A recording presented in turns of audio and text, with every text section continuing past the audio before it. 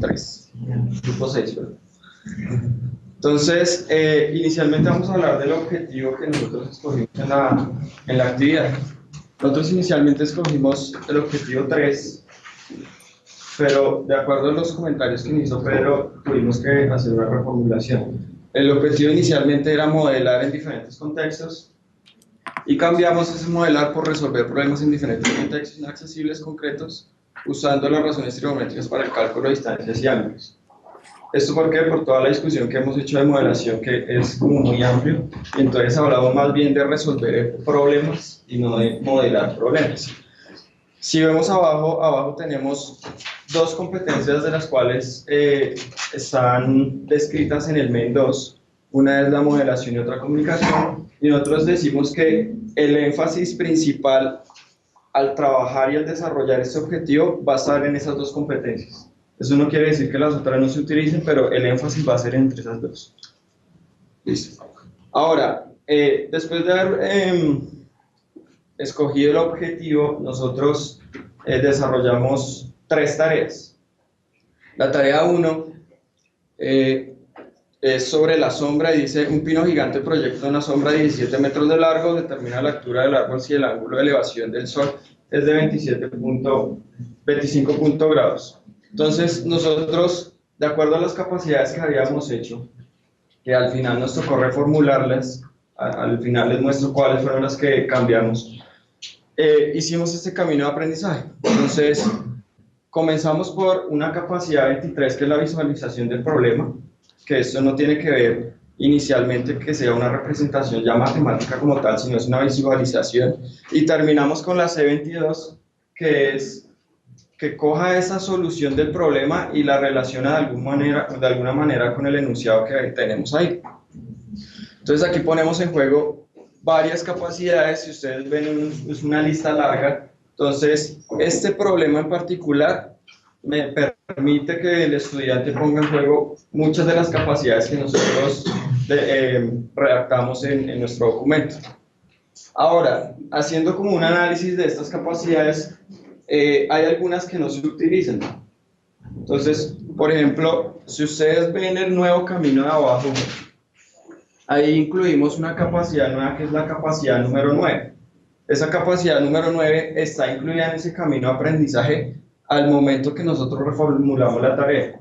Entonces, esa tarea la reformulamos de esa manera. Nosotros lo que hicimos fue, dimos la medida en otra unidad de medida. Entonces, arriba hablamos de 17 metros y abajo hablamos de 0.017 kilómetros. Esa reformulación de esta tarea me permite incluir una capacidad que no teníamos en cuenta inicialmente. Entonces, hasta ahí es. En la tarea 2. En la tarea 2 tiene que ver con la distancia de un satélite con unas estaciones y la altitud que tiene también ese satélite respecto a la Tierra. Nosotros acá hicimos también los dos caminos de aprendizaje.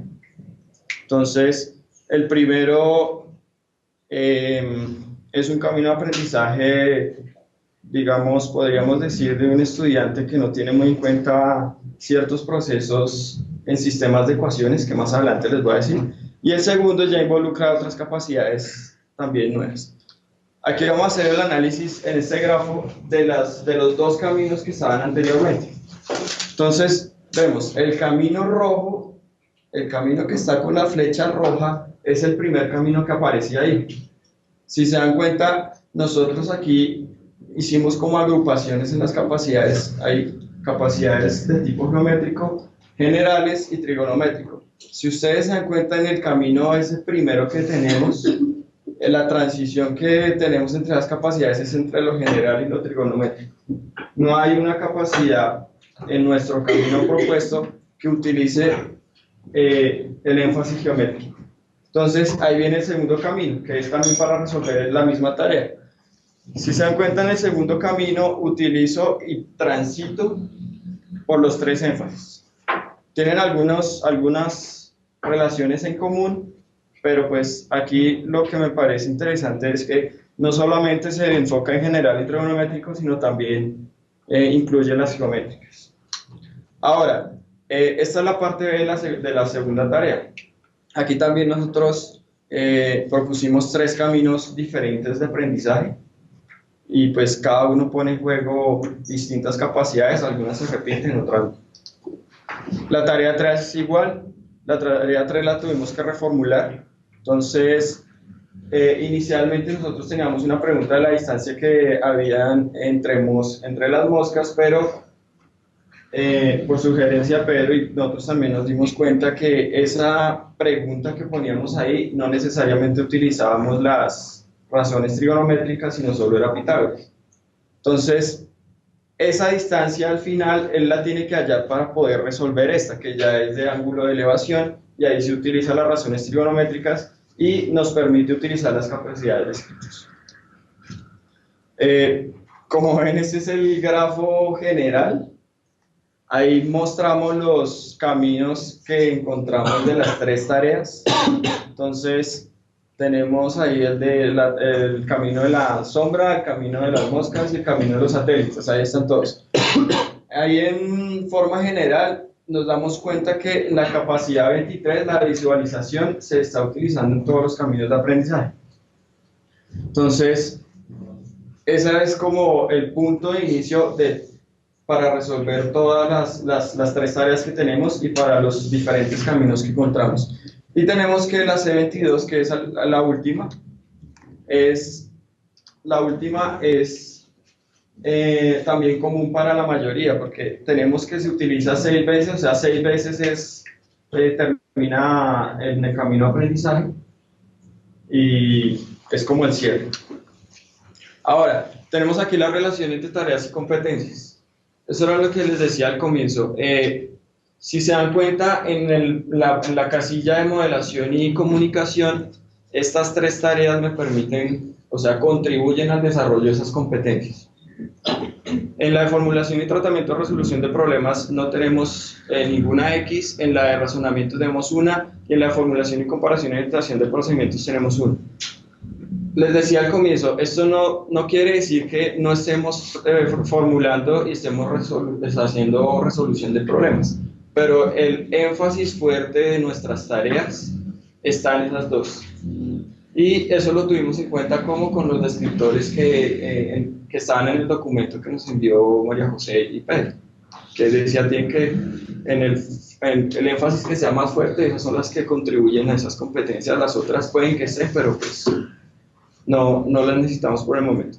Ahora, esta es la reformulación de las capacidades. La primera columna es las capacidades ya reformuladas como hasta el momento van, a menos que haya otra reacción y toque volverlas a cambiar.